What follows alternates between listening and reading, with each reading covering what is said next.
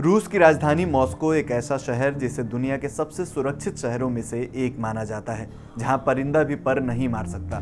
वहां सोमवार की सुबह एक जोरदार धमाके ने पूरी दुनिया को हिला कर रख दिया। मॉस्को की सड़कों पर दौड़ रही एक चमचमाती कार अचानक आग के गोले में तब्दील हो गई और इस धुएं के गुबार में खत्म हो गई रूस के एक ताकतवर जनरल की जिंदगी।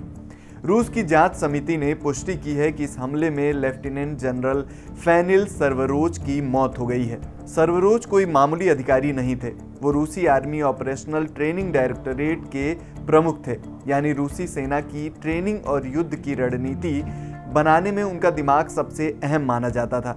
ये हमला सिर्फ एक जनरल की हत्या नहीं है, बल्कि राष्ट्रपति व्लादिमीर पुतिन के उस सुरक्षा चक्र पर सीधा प्रहार है जिस पर उन्हें सबसे ज्यादा नाज था। सवाल ये है कि मॉस्को के दिल में घुसकर इस हाई प्रोफाइल मर्डर को अंजाम किसने दिया, और क्या पुतिन के करीबी अब रूस के अंदर भी सुरक्षित नहीं है? इस धमाके की कहानी किसी थ्रिलर फिल्म जैसी लगती है, लेकिन ये हकीकत है। रूसी मीडिया और टेलीग्राम चैनलों के मुताबिक जनरल सर्वरोव अपनी किया सेरेंटो कार में सवार होकर यासेनेवाया स्ट्रीट से गुजर रहे थे।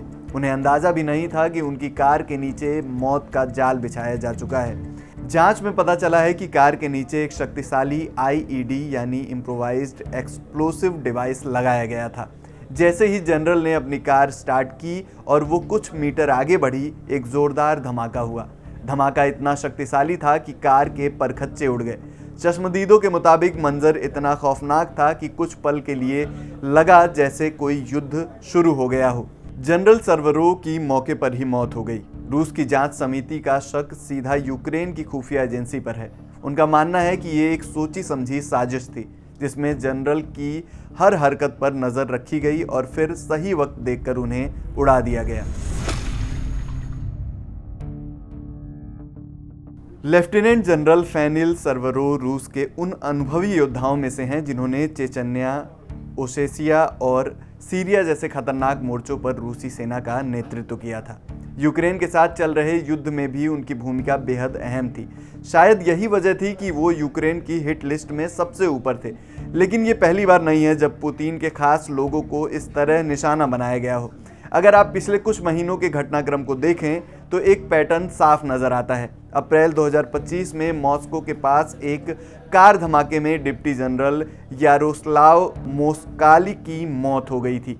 उससे पहले दिसंबर 2024 में रूस के जैविक रक्षा बलों के प्रमुख इगोर किरिलोव का एक बूबी ट्रैप्ड इलेक्ट्रिक स्कूटर से उड़ा दिया गया था। यहाँ तक कि सेंट पीटर्सबर्ग के एक कैफे में सैन्य ब्लॉगर मैक्सिम फोमिन की हत्या और अलेक्जेंडर डुगिन की बेटी डारिया डुगिना का कार बम ब्लास्ट, ये सभी घटनाएं बताती हैं कि युद्ध अब सिर्फ सीमा पर नहीं बल्कि रूस के शहरों के अंदर गलियों तक पहुंच चुका है। क्या रूस के अंदर घुस गया है यूक्रेन?